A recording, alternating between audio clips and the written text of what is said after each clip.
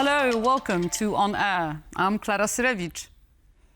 As China ramps up military drills, purges its generals and expands its arsenal, the question is no longer if, but when it may be ready to move on Taiwan. Today we examine the possible timing and methods of this campaign and what repercussions it would have on other countries.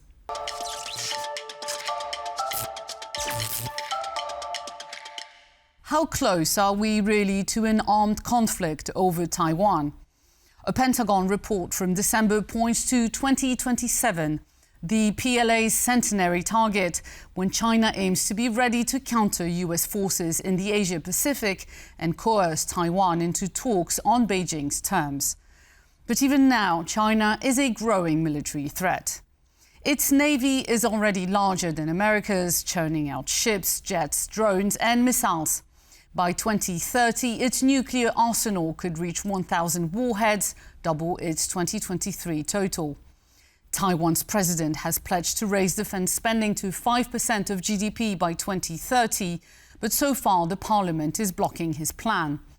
Meanwhile, Taiwan's undersea cables keep suffering mysterious damage as the PLA appears to borrow from Russia's Baltic manual. China also sends weather balloons and drones over the island, while carrier strike groups edge closer, repeatedly forcing Taiwan's air force to scramble jets. And that's just one part of the pressure campaign. The following figures are even more unsettling. In terms of numbers, China's military advantage is overwhelming. By sheer manpower alone, China outnumbers Taiwan nearly 10-1.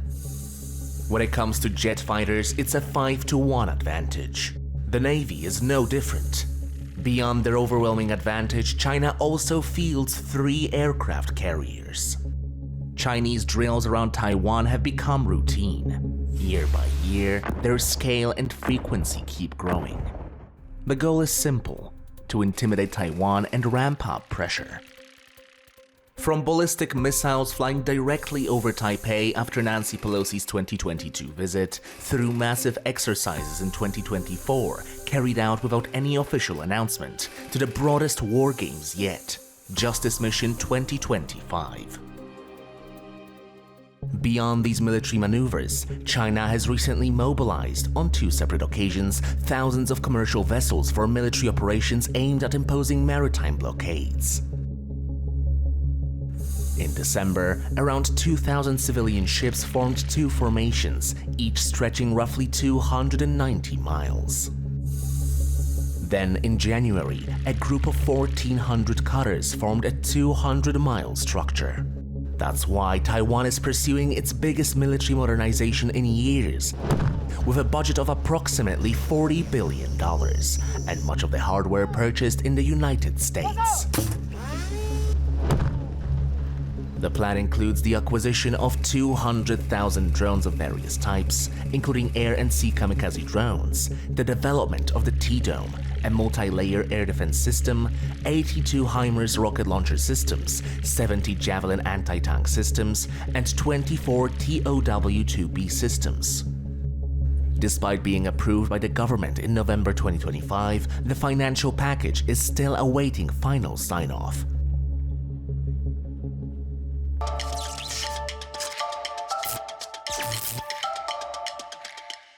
Though China has built formidable means to invade or blockade Taiwan and clearly rehearses both, success would likely come with devastating consequences for the global economy on which China also relies.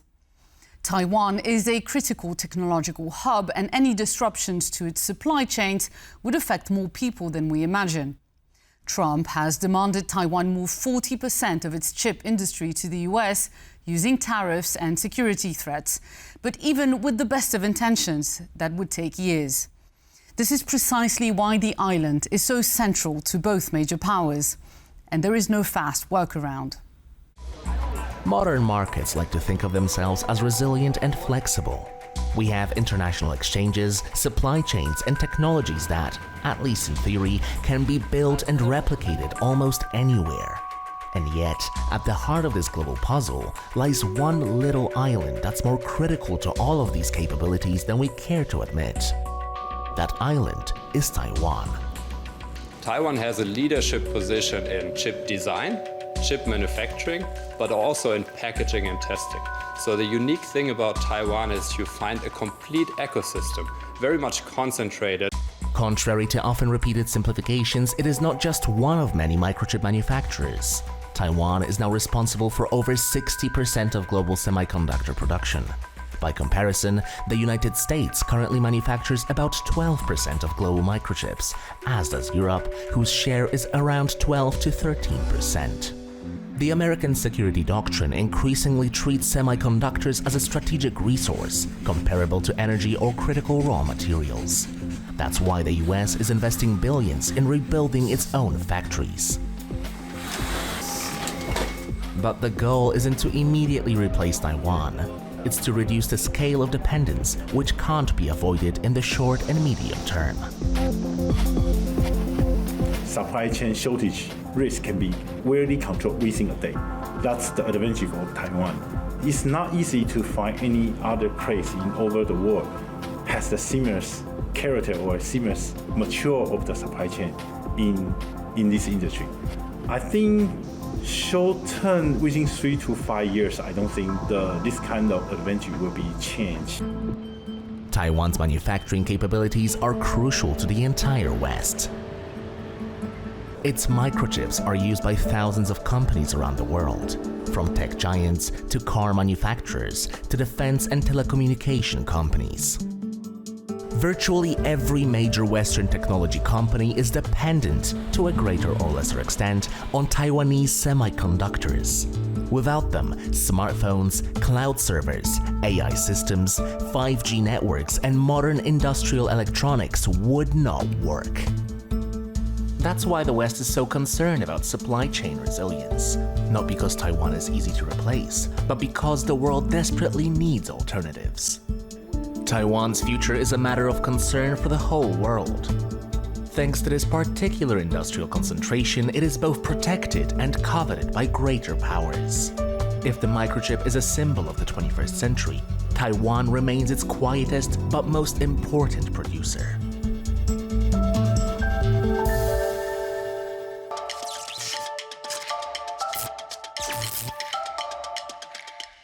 There are many ways, short of actual invasion, that China harasses Taiwan, but the psychological operation is often overlooked. Opinion polls show most of the island's citizens distrust China, reject unification and identify as Taiwanese. Yet the parliamentary opposition blocks higher defense spending, urging people to accept being Chinese and stoking two fears that the government will choose war over peaceful negotiations and that the US support is fading.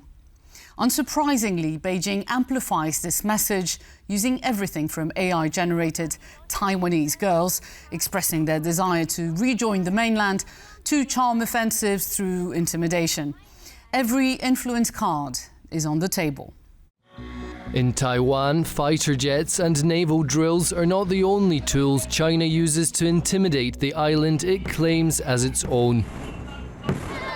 The threat often comes disguised as memes, local news, viral videos, and outrage carefully engineered to look organic. There is only one China in the world, and Taiwan is part of China. This is cognitive warfare, an attempt to slowly erode trust, confidence, and the island's social cohesion rather than conquer Taiwanese territory. The scale is alarming. In 2025, Taiwan's National Security Bureau reported a sharp escalation of Chinese-linked influence operations. Cyber attacks on government agencies rose by 17%, while more than 2 million China-linked social media posts fueled ongoing disinformation campaigns. This recent intensification is driven by a convergence of factors.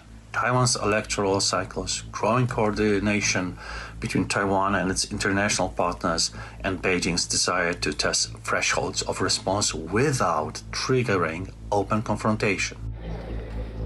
Artificial intelligence has become central to these operations. Deepfake videos impersonate Taiwanese officials. Cloned news websites pose as foreign media. Coordinated networks push identical messages across platforms within minutes. One of Beijing's core narratives is inevitability, that unification is only a matter of time, the resistance is futile, and that Taiwan's allies are unreliable. Yet surveys conducted in Taiwan reveal a paradox China struggles to break.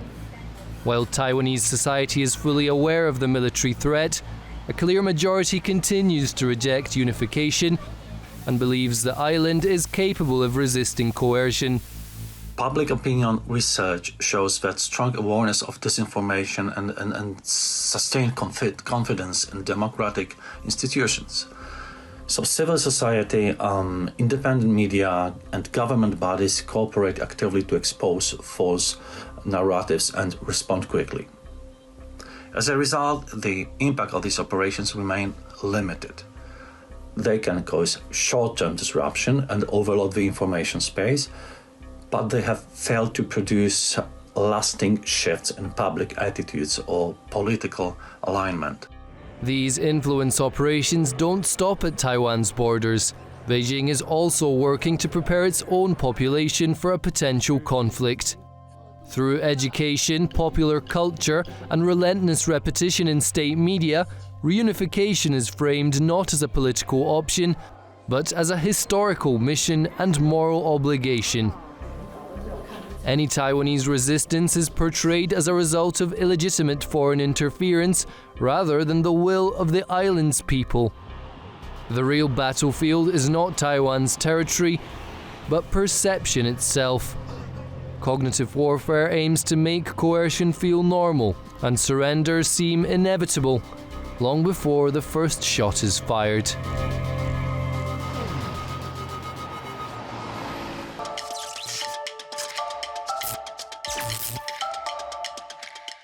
So, what would a broader regional conflict mean for the rest of the world?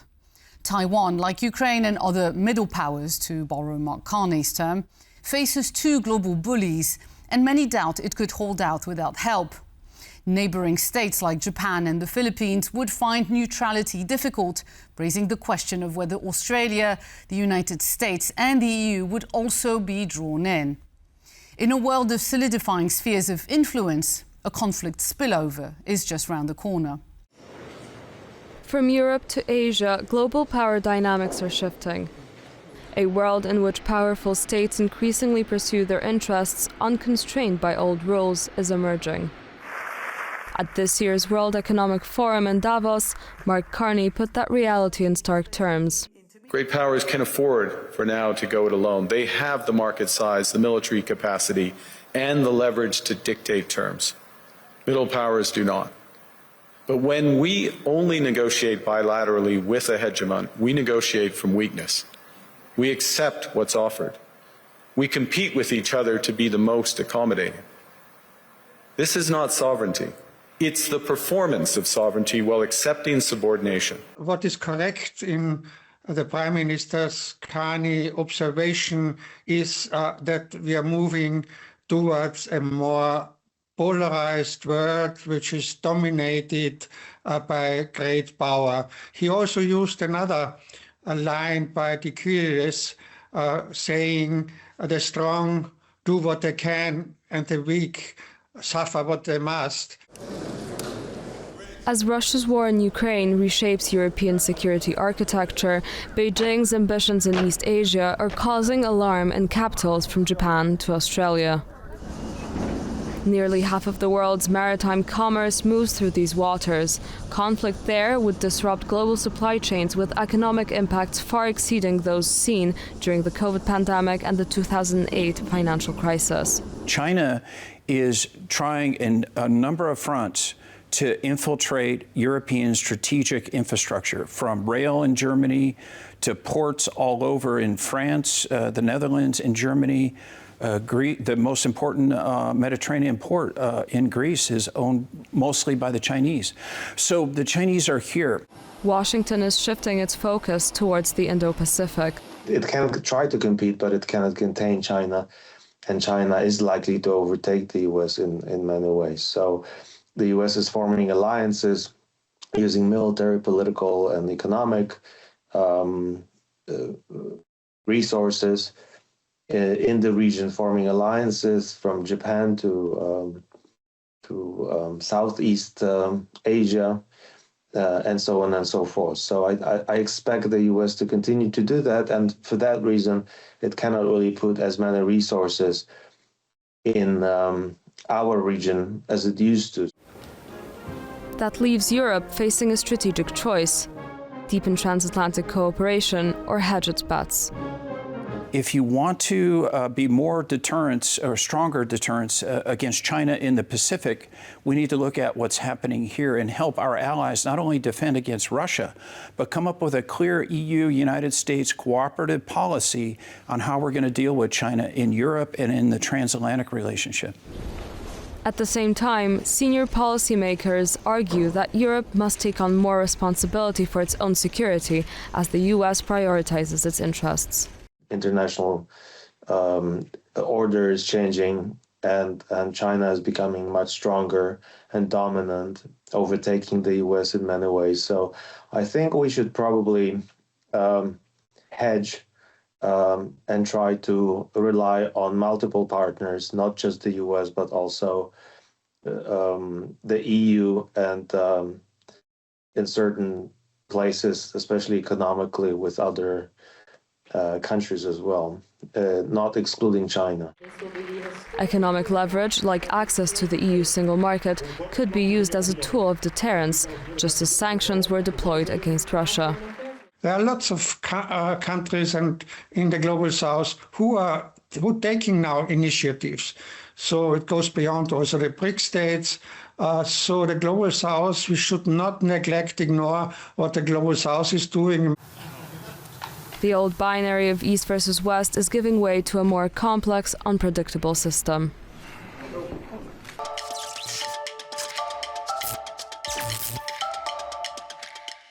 Taiwan is not so much attacked by a Chinese dragon as squeezed by something akin to a tropical snake. This Anaconda strategy is for now steady and suffocating, with expanding naval pressure, economic strangulation and the erosion of morale, until perhaps a sudden explosion of violence. While the future is uncertain, history, from Napoleon's wars to, well, now, suggests great power rivalries inevitably lead to conflict. The real question is whether Xi Jinping, mindful of Russia's disastrous campaign in Ukraine, is willing to pay the price this move would inflict on China's global standing, on its military and its economy.